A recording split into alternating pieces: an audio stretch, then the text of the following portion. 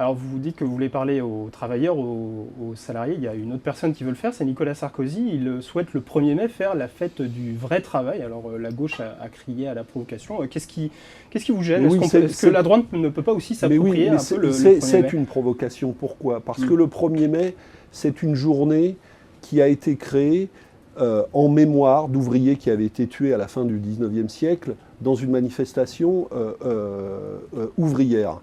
Et c'est une journée de lutte, c'est une journée de combat social, c'est une journée consacrée aux droits sociaux. Et le premier qui a essayé de changer la signification de ce 1er mai, c'est Pétain, qui a essayé de récupérer ce thème en disant c'est pas la fête des travailleurs, c'est la fête du travail, du vrai travail, parce que ce thème-là était en vérité déjà... Et ensuite, qui a essayé aussi cette opéra? Le Front National, justement, avec Jean-Marie Le Pen. Et Marine Le Pen continue d'être dans cette tradition.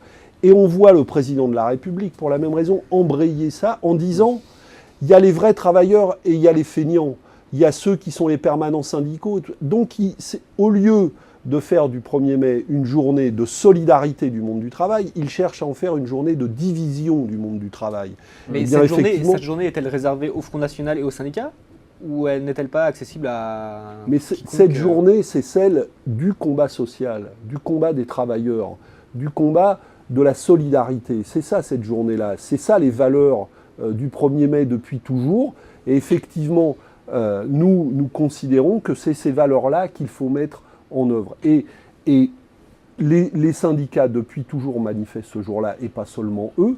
Ce qui est grave dans l'attitude de Nicolas Sarkozy, c'est que certes, il est candidat, mais il est président de la République aujourd'hui.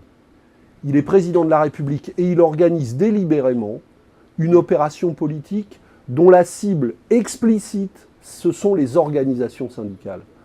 Et il dit, et il l'a dit dans plusieurs discours, ce qui bloque la société française, ce sont, comme il dit, les corps intermédiaires. Il vise les syndicats. Il met en cause l'existence, par exemple, de permanents syndicaux, qui sont en fait des gens qui ont des mandats syndicaux pour défendre les travailleurs dans leur entreprise.